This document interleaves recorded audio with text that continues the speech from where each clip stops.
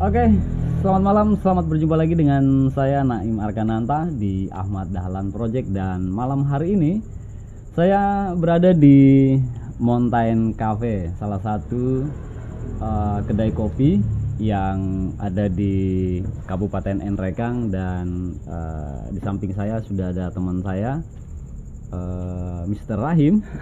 Ini adalah owner, pemilik dari Mountain Cafe, dan kita akan berbincang-bincang banyak hal tentunya, yang pasti terkait dengan kopi. Dan kita juga akan masuk ke tema, karena ada kaitannya dengan Sumpah Pemuda. Ya, tentu kita akan berbincang-bincang juga bagaimana anak-anak muda, bagaimana para pemuda mengisi hari-harinya untuk daerah dan bangsanya tentunya. Nah, kita akan mulai perkenalan dulu lah. Mr. Rahim ini, Bro Rahim ini akan memperkenalkan dirinya dan menceritakan bagaimana atau awal mulanya berdirinya Mountain Cafe ini. Silakan.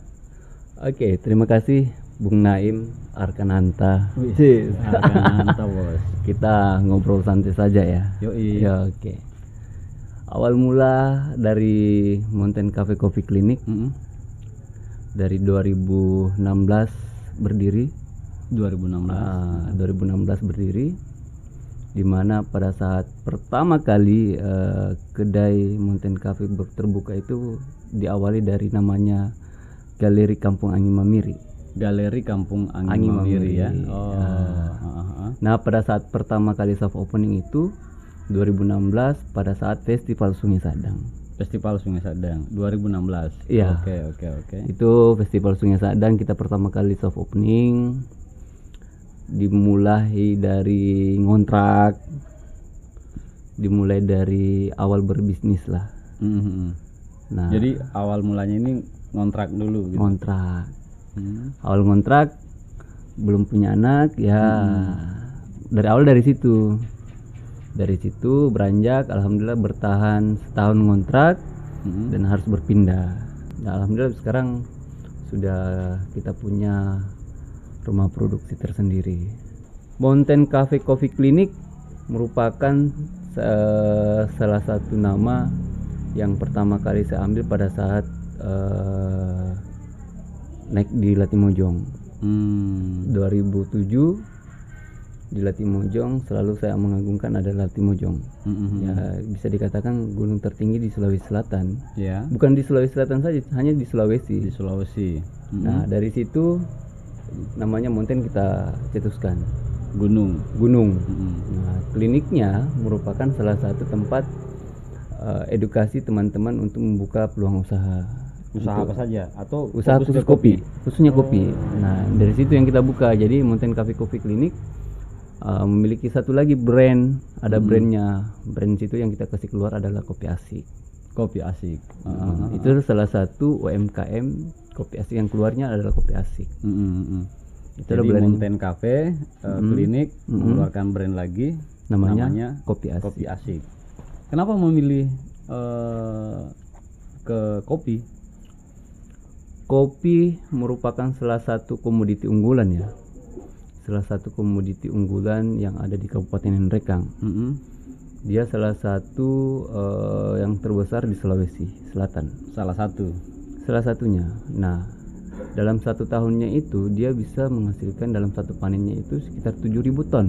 7.000 ton. Iya, jadi yang bisa dihasilkan cuma sekitar 10%-nya lah yang bisa diolah oleh masyarakat. Nah, selebihnya itu masih tanda tanya, lari kemana? Lari ke perusahaan atau kemana, yang entahlah. Jadi penyerapan yang saat ini adalah penyumbang terbesarnya Nrekang adalah itu kopi. Karena dari 7.000 ton itu. Kalau berpikir peluang dari peluangnya, makanya kenapa peluangnya di kopi. Nah, salah satunya Nrekang lah memiliki komoditi unggulan ya. Dari 7.000 ton hanya terserap hanya 10% yang diolah secara masyarakat. Ya, mulai dari kopi kemasan sampai kedai hanya sekitar 10% untuk tahun 2020 ini. Nah, sekarang sudah banyak teman-teman buka kedai. Sekarang teman-teman banyak juga mengemas. Ya, alhamdulillah ada peningkatan dari 10% itu sekitar 15% lah. Jadi perkembangan kopi di Nrekang itu bisa diceritakan mulai muncul harapan itu sejak tahun berapa? 2017. Iya. Kita buka, kita bersama dengan Dinas Pertanian mendorong terus komoditi kopi, khususnya di hulu. Jadi kita asal muasalnya itu dari 2016 itu saya salah satu orang Nrekang yang dikirim langsung ke Bandung untuk mengikuti pelatihan barista. Dari situ 2016. Dari 2016 keluar, akhir tahun itu saya keluar jadi barista yang melalui dari Balai Latihan Kerja Tenaga Kerja di Bandung, Lembang. Dari situ ada lagi pengiriman 2017. Jadi kita rekrut, kita mengambil teman-teman dari kalangan petani, kalangan pengusaha kopi, putra daerah, kita kirim ke Bandung untuk sekolah. Nah, disitulah naiknya kembali untuk perkopian. Tapi kan memang kopi Nrekang salah satu primadona di Sulawesi Selatan ya. Benar. Nah, alhamdulillah tahun ini kita melalui Bank Indonesia, kita mendapatkan support besar sekali oleh Bank Indonesianya. Nah, ibaratnya orang luar saja itu, orang luar sudah memperhatikan kopi Nrekang loh. Ini kopi Nrekang loh ini. Ini kopi Nrekang yang terkenal sudah diakui oleh negara-negara lain. Alhamdulillah kemarin waktu kita kirim ke Australia dan ke Singapura melalui Bank Indonesia, alhamdulillah kita tembus. Kan di sini ada beberapa daerah penghasil kopi tuh di Nrekang dengan berbagai macam rasa dan cita rasa yang berbeda-beda. Nah, dari semua itu yang mana yang kalau kita berbicara rasa, ibaratnya kan ini secara bicara rasa semua, kalau kopi Nrekang itu enak. Processingnya yang membedakan. Selama ini di pameran-pameran yang kopi asik itu yang dipromosikan dari wilayah mana paling banyak? Kalau setiap kali pameran, saya setiap kali mengangkat setiap nama lokal, karena kearifan lokal yang saya angkat. Ibaratnya kemarin saya baru-baru ini ikut ke pameran, acara Festiar KKI dengan Bank Indonesia. Itu saya angkat dari segi dari wilayah Kecamatan Baroko. Oh, Baroko. Tapi itu wilayahnya daerah Petongloan. Terus ada juga daerah Pendokesan saya angkat juga. Tetap Latimojong juga saya angkat. Jadi wilayah-wilayah yang belum tersentuh lah. Bukan tersentuh gimana ya, artinya untuk memperkenalkan satu produk itu, kalau teman-teman kan sudah bermain semua kan, angkat semua yang sering-sering angkat. Ini saya yang tentunya yang belum terangkat. Nah, itu. Yang jelas kopi Nrekang memang menjadi fenomena tersendiri di dunia perkopian ya, di nasional misalnya.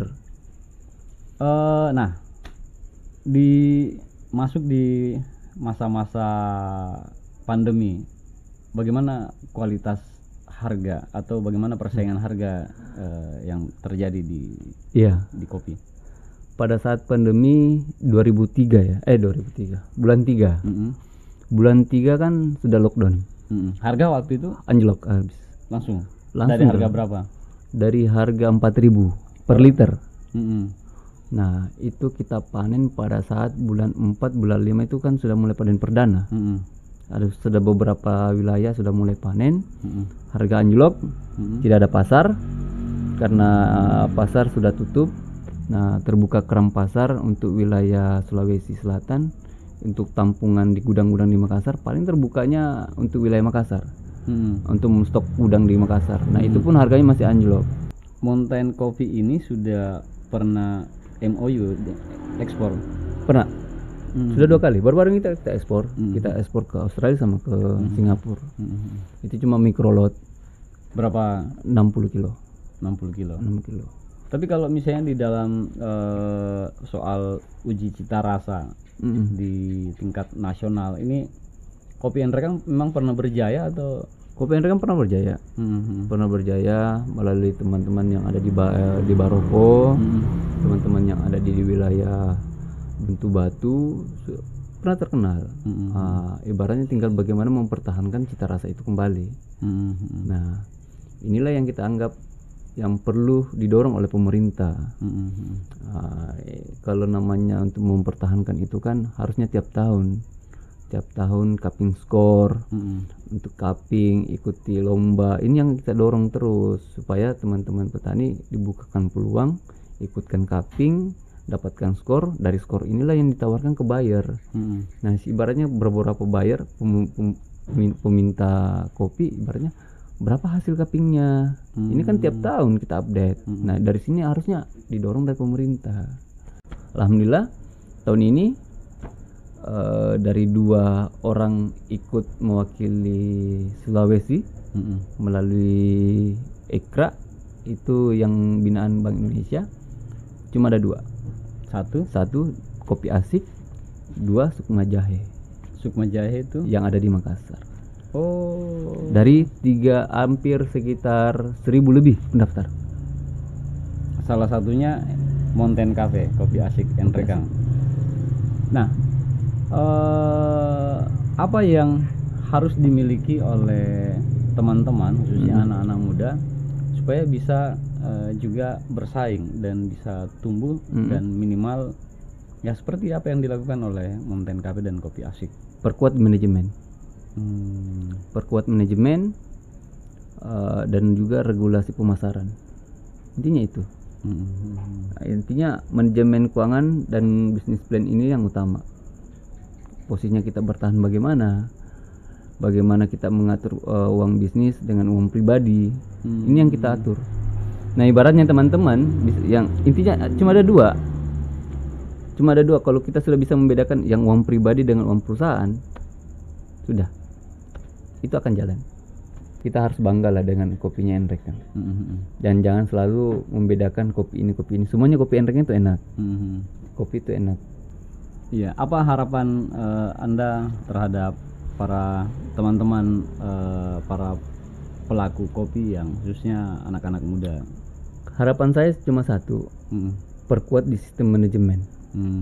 Manajemen ibaratnya mulai dari manajemen bisnis, manajemen pemasaran, perkuat dari situ. Tanpa ada manajemen bisnis dan pemasaran, ibaratnya kita tidak tahu mau arah kemana.